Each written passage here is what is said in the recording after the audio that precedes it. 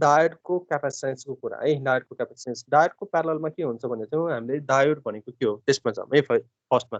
P type सेमिकन्डक्टर र N type सेमिकन्डक्टर combine गर्दाखेरि join गर्दाखेरि एउटा जङ्सन बन्छ जसलाई पिएन जङ्सन भन्छौँ र त्यसमा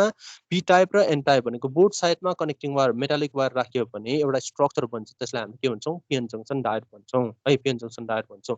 भनेपछि अब बिचको त्यो जङ्सनमा हेरौँ है पी टाइप र एन टाइप जङ्सनमा हामीले PN formation of PN junction डायोडमा त्यहाँ के हुन्छ फर्स्टमा पी टाइपमा एसेप्टर एज राख्यौँ त्यसपछि एन टाइपमा डोनर भनेर डी भनेर राख्यौँ है पी टाइपमा एज एन टाइपमा डिई त्यसपछि डोनरले इलेक्ट्रोन डोनेट गरेर ए टाइप त्यो पी टाइपमा के हुन्छ त्यसमा चाहिँ पी टाइपमा ए माइनस है त्यसपछि एन टाइपमा के देख्यो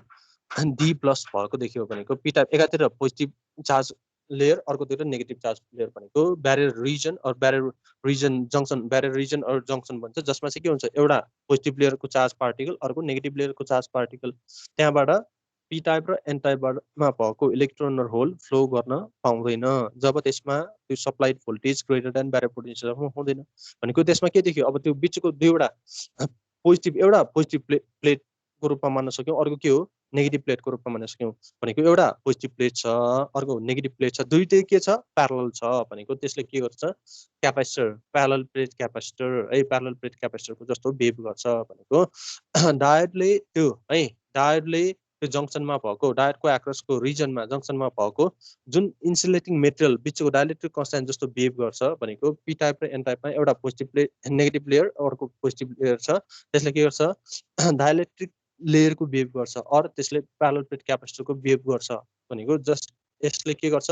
क्यापेसिटिभ बिहेभियर देखाउँछ क्यापेसिटिभ प्रोपर्टिज देखाउँछ त्यही भएर यसलाई हामी के भन्छौँ त्यसैलाई नै हामीले के भन्छौँ diode capacitance or junction capacitance भन्छौँ डायोडले two type of capacitive effect देखाउँछ एउटा भनेको ट्रान्जिसन क्यापेसिटेन्स अर्को भनेको डिफ्युजन क्यापेसिटेन्स है एउटा ट्रान्जिसन क्यापेसिटेन्स अर्को डिफ्युजन क्यापेसिटेन्स फर्स्टमा जाऊँ ट्रान्जिसन क्यापेसिटेन्समा जाऊँ है ट्रान्जिसन क्यापेसिटेन्स यो क्यापेसिटेन्समा पनि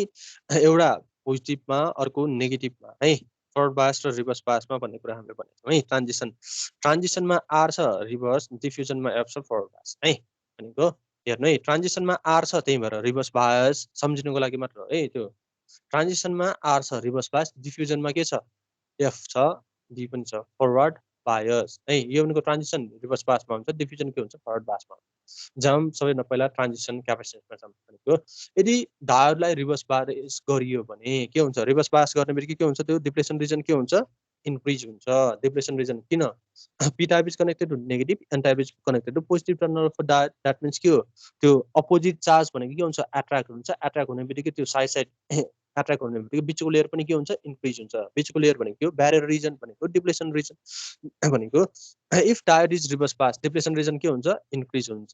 डिप्लेसन लेयरमा के छ अघि पनि भनिसकेँ एउटा पोजिटिभ लेयर छ अर्को नेगेटिभ लेयर छ पोजिटिभ लेयरमा पोजिटिभ चार्ज पार्टिकल नेगेटिभ लेयरमा नेगेटिभ चार्ज पार्टिकल है होल र के छ होल र इलेक्ट्रोन छ है होल र इलेक्ट्रोन छ भनेपछि त्यो होल र इलेक्ट्रोन है बिचको जुन रिजन छ पोजिटिभ त्यो ब्यारियर रिजनमा एउटा के छ होल छ अर्को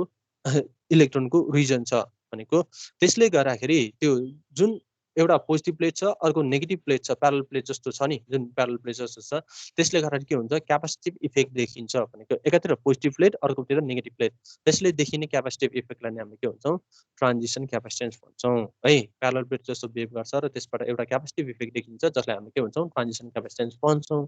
अब हामीलाई के थाहा छ प्यारलल प्लेट क्यापेसिटरको इक्वेसन त्यो फर्मुला के हो अरे प्यारलल प्लेट क्यापेसिटर सी भनेको इप्सिलन ए बाई डी है parallel plate capacitor the capacitance due to parallel plate capacitor is given by C equals to epsilon A divided by D. तर हामीले यसमा के भन्यौ यो ट्रान्जिसन क्यापेसिटेन्स भन्यौ so transition capacitance of diode is given by CT equals to epsilon A by W है epsilon र A जुन अघिको equation C equals to epsilon A by D same नै छ दैट इज epsilon भनेको परमिटिभिटी त्यो डाइलेक्ट्रिकको परमिटिभिटी त्यसपछि A भनेको एरिया अफ क्रस सेक्सन कति छ त्यो पोजिटिभ प्लेट र नेगेटिभ प्लेटको एरिया कति छ त्यो पिएन जङ्सनमा छ नि दुवैको एरिया सेम नै हुन्छ त्यसपछि अर्को भनेको W थिकनेस कति छ डिप्लेसन रिजनको थिकनेस कति छ है डिप्लेसन रिजन रिभर्स पासमा त जति रिभर्स पास धेरै भयो थिकनेस के हुन्छ त्यो त्यसको थिकनेस बढ्छ र त्यसको भ्यालु हामीले W को value W square equals to twice epsilon PV by E है E भनेको इलेक्ट्रोनिक चार्ज है त्यसपछि bracket 1/Na plus 1/Nd Na भनेको यसमा एक्सेप्टर एटमको कन्सन्ट्रेसन नम्बर कति छ, D भनेको डोनर एटम है, डोनर एटम कति छ भनेको छ। यसबाट हामीले W को भ्यालु यो थिकनेस र वेट अफ डिप्लेसन रिजन निकाल्न सकिन्छ। यो सकिएपछि के छ एप्सिलन र A को भ्यालु त थाहा हुन्छ भनेपछि त्यसरी हामीले यो capacitance because of the parallel plate behaviour of the plate है पोजिटिभ र नेगेटिभ चार्ज लेयर भनेको ट्रान्जिसन क्यापेसिटेन्स यसरी निकाल्न सक्छौँ है। अब त्यही कुरा यो W को भ्यालु यहाँ राख्छौँ CT equals to epsilon A by W, W को भ्यालु यो स्क्वायर रुट W स्क्वायर भनेपछि यसमा हामीले स्क्वायर रुट गर्छौँ, स्क्वायर रुट गर्छौँ, स्क्वायर रुट गरिसकेपछि यो सल्भ गर्ने यो त थाहा छ होला है, थाहा हुनुपर्छ है। ट्रान्जिसन क्यापेसिटेन्स रिभर्स बायसको केसमा हुन्छ है, ट्रान्जिसन क्यापेसिटेन्स केमा हुन्छ ट्रान्जिसन क्यापेसिटेन्स रिभर्स बायस केसमा है, रिभर्स बायसमा हुन्छ। रिभर्स बायसमा के हुन्छ जब रिभर्स बायस गरिन्छ डिप्लेसन रिजन इन्क्रिज हुन्छ, त्यसपछि के हुन्छ प्यारलल एकातिर पोजिटिभ चार्ज पार्टिकल हुन्छ, अर्कोतिर के हुन्छ नेगेटिभ चार्ज पार्टिकल चाहिँ पोजिटिभ र नेगेटिभ चार्ज पार्टिकल हुन्छ। त्यो पोजिटिभ र नेगेटिभ चार्ज पार्टिकल भनेको के हुन्छ प्यारलल प्लेट जस्तो बिहेभ गर्छ। त्यही प्यारलल प्लेट जस्तो बिहेभबाट जुन प्यारलल प्लेट छ नि, प्यारलल प्लेट भनेको के हो क्यापेसिटिभ इफेक्ट होइन, प्यारलल प्लेट भनेको के हो रे त्यो क्यापेसिटिभ इफेक्ट हो है, क्यापेसिटिभ इफेक्ट हो। अब त्यसैबाट हामीले के गर्छौँ प्यारलल प्लेटको क्यापेसिटिभ इफेक्टबाट डेभलप हुने क्यापेसिटेन्सलाई हामीले के भन्छौँ त्यसैलाई हामीले ट्रान्जिसन क्यापेसिटेन्स भन्छौँ है, त्यसैलाई ट्रान्जिसन क्यापेसिटेन्स भन्छौँ। त्यसपछि अर्को भनेको डिफ्युजन क्यापेसिटेन्स, नेक्स्ट भनेको डिफ्युजन क्यापेसिटेन्स है। डिफ्युजन क्यापेसिटेन्स भन्नाले ट्रान्जिसन क्यापेसिटेन्स के हो रे, ट्रान्जिसन क्यापेसिटेन्स भनेको रिभर्स बायसमा हुन्छ भने डिफ्युजन क्यापेसिटेन्स केमा हुन्छ फरवर्ड बायसमा है, diffusion capacitance forward bias. Forward bias गर्दाखेरि के हुन्छ फरवर्ड बायस जब सेमिकन्डक्टर अर पिएन जङ्सन डायोडलाई फरवर्ड बायस गरिन्छ के हुन्छ बिस्तारै डिप्लेसन रिजन डिक्रिज हुन्छ है। किन त्यो पोजिटिभमा कनेक्ट गरिन्छ, नेगेटिभमा गरिन्छ है। पोजिटिभमा नेगेटिभमा कनेक्ट गर्ने बित्तिकै के हुन्छ त्यो रिपेल हुन्छ है। रिपेल भएपछि डिप्लेसन रिजन बिस्तारै घट्छ र डिप्लेसन रिजन घट्दै जाँदाखेरि के हुन्छ डिप्लेसन रिजन घट्दै जाँदाखेरि एउटा स्टेटमा डिप्लेसन रिजन बिचको जङ्सन छ नि पिएन जङ्सन टेन्स टु के हुन्छ 0 हुन्छ। द्याट मिन्स के हो होल इलेक्ट्रोन होल पी टाइपमा भएको होल एन टाइपको इलेक्ट्रोनतिर र एन टाइपमा भएको इलेक्ट्रोन पी टाइपतिर फ्लो हुन जान्छ है, भनेको इलेक्ट्रोन र होल फ्लो हुन जान्छ। द्याट मिन्स के हो त्यसमा भएको इलेक्ट्रोन र होल है, इलेक्ट्रोन र होल फ्लो हुन्छ। हामीलाई के थाहा छ Q इक्वल्स टु CB भन्ने थाहा छ है। Q भनेको C भनेको के हो, C भनेको Q/P है,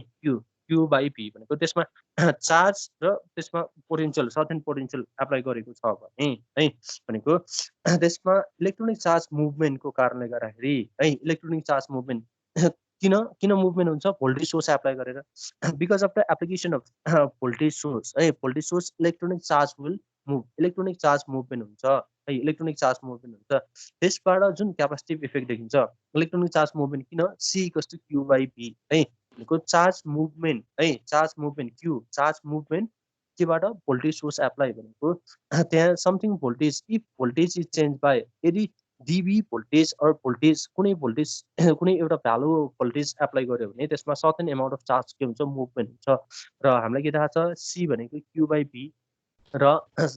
यसैलाई हामीले यही कारणबाट diffusion of electron and hole है, यसमा के हुन्छ इलेक्ट्रोन र होल के हुन्छ डिफ्युज हुन्छ, आपसमा के हुन्छ एक ठाउँबाट अर्को ठाउँमा के हुन्छ मुभमेन्ट हुन्छ। त्यसरी मुभमेन्ट इलेक्ट्रोनिक चार्जको मुभमेन्टबाट त्यहाँ डिफ्युज जुन क्यापेसिटिभ इफेक्ट देखिन्छ capacitive C equals to Q/P, त्यसैलाई हामीलाई के भन्छौँ डिफ्युजन क्यापेसिटेन्स भन्छौँ। C इक्वल्स टु Q/P है, C इक्वल्स टु Q/P भनेको के हो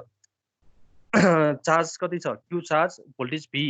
डेल बी चेन्ज गर्दाखेरि dq एमाउन्ट अफ चार्ज के हुन्छ मुभमेन्ट हुन्छ। र Q भनेको के हो, Q भनेको IT है, I इक्वल्स टु dq/dt थाहा छ नि, rate of change of charge flow of charge flow of electron भनेको के हो द्याट इज dq/dt भनेको I, सो Q भनेको के हो IT। तर त्यसमा हामीले mean life time of charge carrier भनेर हामीले T भनेको टाउ रिप्रेजेन्ट गर्छौँ। So Q equals to I tau भयो है, Q equals to I tau भयो। अब यसैमा यो C इक्वल्स टु dq/dp मा हामीले Q इक्वल्स टु I टाउ राख्यो भने के हुन्छ CD इक्वल्स टु है, CD इक्वल्स टु dI टाउ/db है, भनेको टाउ भनेको के हो mean life time of charge carrier, त्यो के हुन्छ कन्स्ट्यान्ट हुन्छ, I चेन्जिङ छ P चेन्जिङ छ, that means CD equals tau dI/db देखियो। र अघि हामीले dI/db भनेको कति निकाल्यौँ, अघि dI/db भनेको I/NBT यो 54 तलको है अघि निकालिसकेका थियौँ, यो धेरै ठाउँमा युज हुन्छ है। भनेको त्यसलाई हामीले I equals to IS exponential P/NBT -1 लाई त्यो 1 को भ्यालु मिनिमम हुने कारणले त्यसलाई -1 लाई -1 है त्यो हामीले नेग्लेक्ट गर्छौँ नेग्लेक्ट गरिसकेपछि त्यसलाई di/dv निकाल्नको लागि इक्वेसन 2 मा जुन di/dv छ नि त्यो निकाल्नको लागि हामीले यो इक्वेसनलाई i कस्तो is एक्सपोनेन्शियल v/nvt लाई हामीले के गर्छौँ डिफरेन्शिएटिङ विथ रेस्पेक्ट टु v गर्छौँ त्यति गरिसकेपछि di/dv भनेको i/nvt आउँछ है i/nvt अघि पनि गरिसकेका छौँ अघि हामीले डायनामिक रेजिस्टेन्समा पनि गरेका छौँ है एसी रेजिस्टेन्समा di/dv भनेको i/nvt so dynamic resistance R AC कस्तो dv/di nvt/i भनेर अघि निकालेको सो यसमा पनि त्यही नै छ है di/dv कस्तो i/nvt छ सो अब माथिको इक्वेसन के हुन्छ माथिको इक्वेसन 2 cd कस्तो टाउ di/dv है यो यसमा के हुन्छ di/dv को भ्यालु राख्यो भने टाउ i nvt/i आउँछ भनेको डिफ्युजन क्यापेसिटेन्स cd भनेको डिफ्युजन क्यापेसिटेन्स कति है डिफ्युजन क्यापेसिटेन्स cd भनेको टाउ i/nvt है टाउ i/nvt यसमा i/nvt के छ कन्स्ट्यान्ट छ है i/nvt के छ यहाँ हेर्नु है i हैन टाउ/nvt कन्स्ट्यान्ट छ i एउटा मात्र चेन्जिङ छ है यसमा